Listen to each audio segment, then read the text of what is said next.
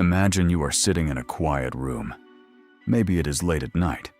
You have your coffee, your thoughts, the particular kind of silence that finally feels like yours. And then it starts. Someone nearby is chewing. Loud, wet, rhythmic chewing. Or tapping. Or breathing through their mouth with that low, open-throated hum that seems designed specifically to enter your skull and refuse to leave.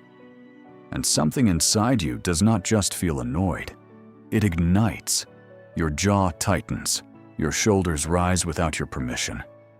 You feel a heat crawling up from somewhere beneath your ribs, something that is not quite anger, but is angrier than irritation. Something that feels almost violent in how sudden and total it is. You want to leave the room. You want to say something. You want them to stop. Just stop, more than you have wanted almost anything in the last 10 minutes. And then they do not stop, and you sit there, pretending to be fine, while something inside you is not fine at all. Most people around you do not seem to notice. They keep eating, keep talking, keep existing in that loose and careless way that other people seem to do so effortlessly. And you wonder, not for the first time, if something is wrong with you. If you are too sensitive, too fragile, too wired wrong in some way that everyone else somehow avoided. You have probably been told that before, in some form or another, that you take things too personally, that you need to relax, that it is just a sound. But here is what nobody tells you. What you are experiencing has a name, a neurological basis, and a psychological architecture far more complex and far more revealing than anyone who has ever told you to just calm down could possibly understand. And by the end of this, you will not just understand why certain sounds make you feel like you are losing your mind. You will understand something about yourself that goes much deeper than sound. There is a condition called misophonia. The word comes from the Greek, misos, meaning hatred, and phone, meaning sound. But that clinical label barely scratches the surface of what it actually feels like from the inside. Researchers have been studying it seriously only for the last 2 decades, and what they have found is not what most people expect. Misophonia is not a hearing disorder. It is not an anxiety disorder in the traditional sense. It is not simply a matter of being easily irritated or neurologically sensitive, though those things may overlap. What misophonia actually represents is a breakdown in the boundary between perception and identity. A place where sound stops being something you hear and starts being something that feels like an attack on the self. Think about that for a moment. When you hear a sound and feel a purely aesthetic response, like finding a piece of music beautiful or finding a car alarm unpleasant, the sound and your reaction exist at a distance. There is the stimulus, and there is you, processing it from a safe remove. But for someone with misophonia, that distance collapses. The sound does not just enter your ears, it enters you. And the nervous system, trained by years of pattern recognition, by deep associative wiring, by the particular way your brain learned to read threat and safety, responds as if something genuinely dangerous is happening.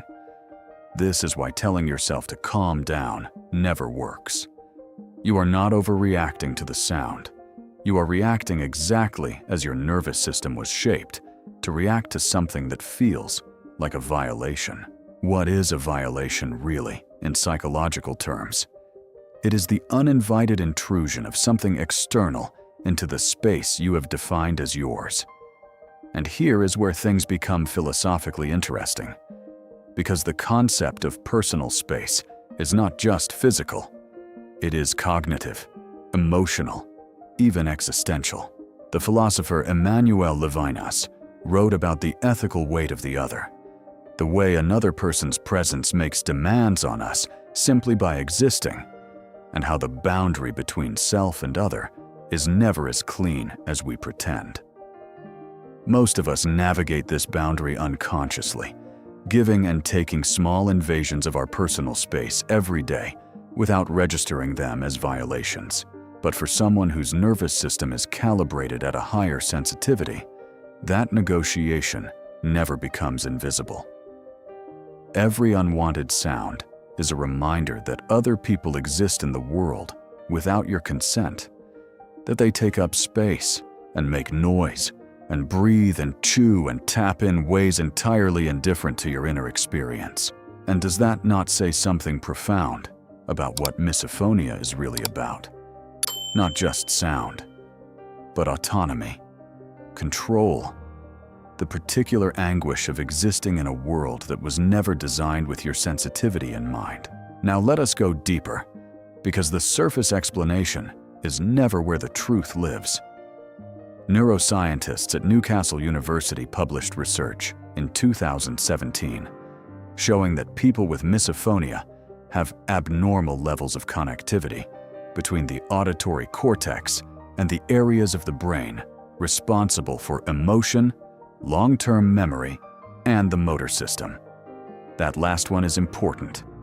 The motor system, meaning that when a person with misophonia hears a triggering sound, their brain does not just process it emotionally, it processes it physically, as if the body itself needs to prepare for something. The muscles subtly engage, adrenaline quietly tips into the bloodstream, the threat detection systems that evolved over hundreds of thousands of years to protect humans from predators and rivals activate, not because you are irrational, but because your brain has learned, at a level below conscious thought, to treat these sounds as signals of something it needs to defend against. Here is the first micro-insight you need to carry forward. Your reaction is not disproportionate to your internal experience. It is disproportionate only to what the outside observer can see. Inside your nervous system, something real is happening. But why these sounds specifically? Why chewing, breathing, tapping, typing, pen clicking?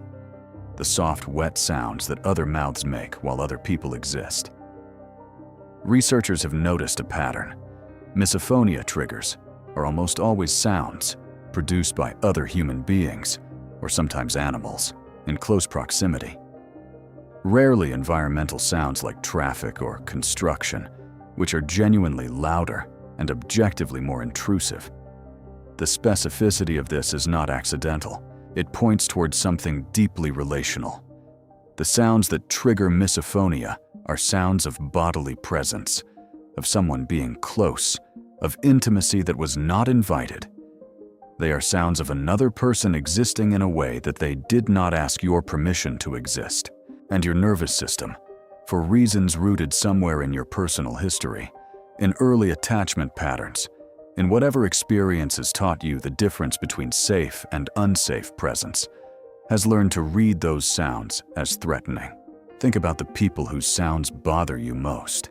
Is it strangers on the subway, or is it people close to you? Research consistently finds that misophonia is often more intense with familiar people, with family members, with people you are supposed to love and relax around. Why would closeness make it worse, not better? Because intimacy, for a nervous system calibrated toward hypervigilance, is not the absence of threat. It is the place where you have the most to lose. The more someone's presence matters to you, the more their careless invasion of your sensory space feels like evidence of something. That they do not see you, that they do not care about the cost of their existence on your inner world, that you are, once again, alone in noticing what everyone else seems comfortable ignoring. And what does it mean when the people closest to you are the ones whose sounds feel most unbearable? What does it mean when the person eating across from you at dinner produces a sound that makes you want to disappear? What does it mean that you have been carrying this in silence, pretending to be fine, editing yourself constantly to avoid the conversations that would make you seem unreasonable?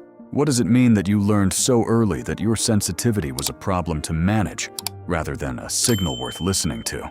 This is the climax of everything we have been building toward. Misophonia is not just about sound. It is about the wound of not being met. It is the accumulated experience of having your internal world treated as irrelevant by the external one. It is what happens when someone who feels deeply is placed repeatedly in environments that reward numbness.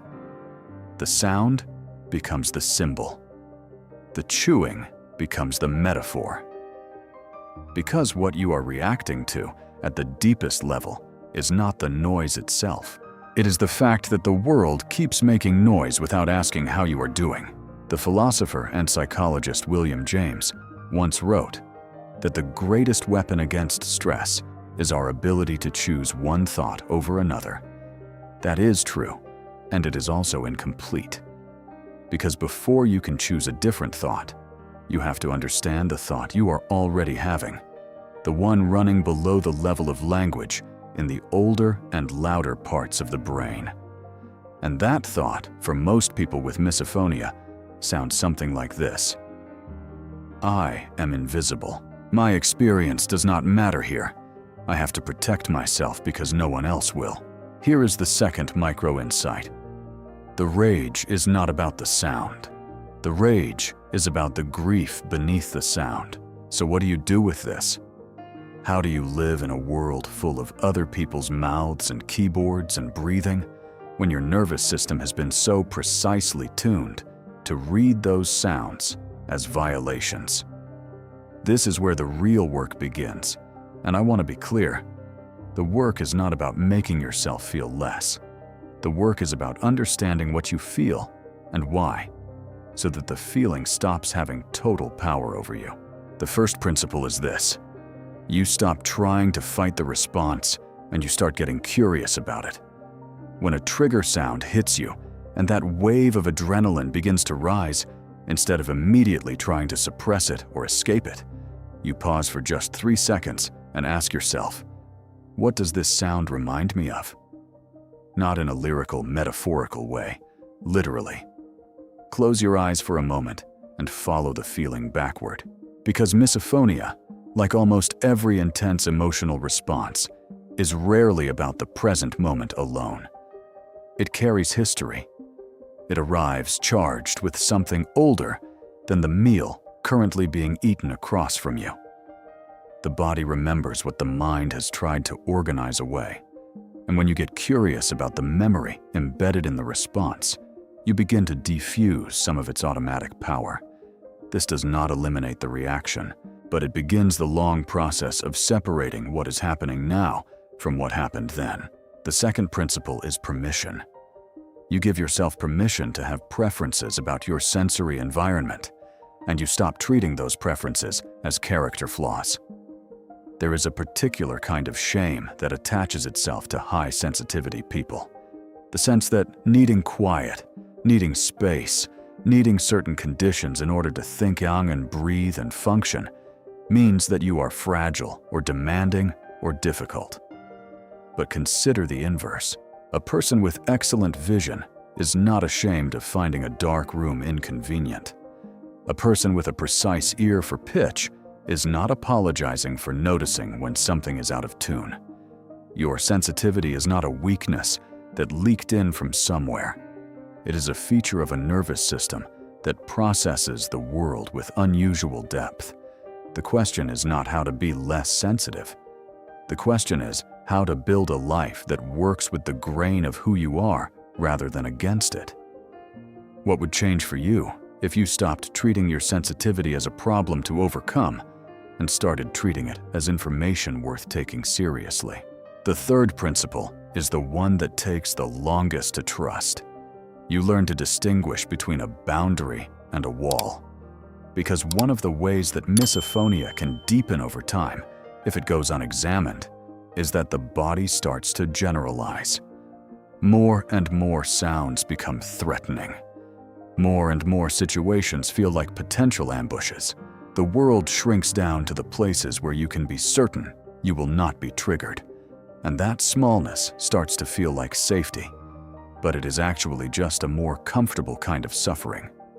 A boundary is, I am going to step out of this room for a few minutes, because I need to regulate my nervous system. A wall is, I will never eat in a restaurant again because I cannot handle other people existing near me. The boundary preserves your capacity to engage with the world. The wall protects you from the world by removing you from it entirely. Both feel like relief in the moment.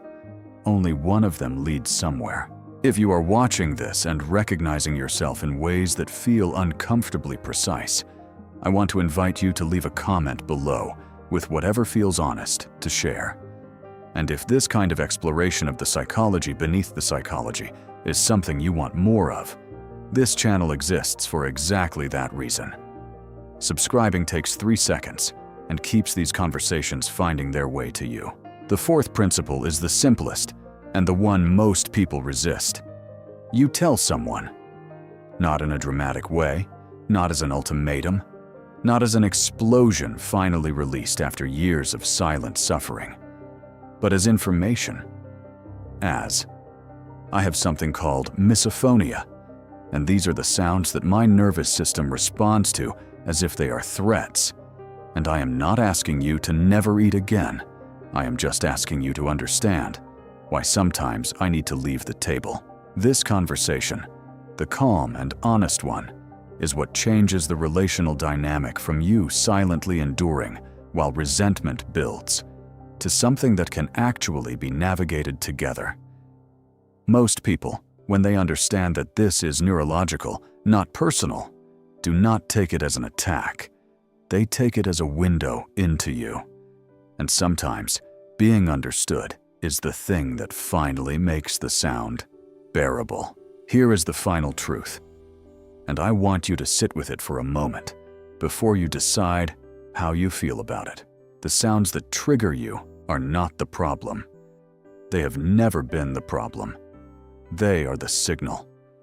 They are the finger pointing at a wound that has been asking for a very long time to be seen. Every time you rage at the sound of someone chewing and feel immediately ashamed of yourself for it, what you are experiencing is not a malfunction. It is a message. It is your nervous system doing the only thing it knows how to do with years of unexpressed sensitivity, making noise. And the paradox is this: the louder the world sounds to you, the quieter you have probably had to be. The more your inner world has been in riot, the more composed you have learned to appear on the outside. The more you feel everything, the more you have been told to feel less. Misophonia is not a glitch. It is a map. It is a map of every place in your history where you were present but not protected, where you were perceptive but not believed, where you felt something important and were handed a word, like sensitive, as if it were an explanation instead of a dismissal. You are not too much. You have just been in too many rooms that were not built for someone like you. The sounds will still come, but now you know where to look when they do.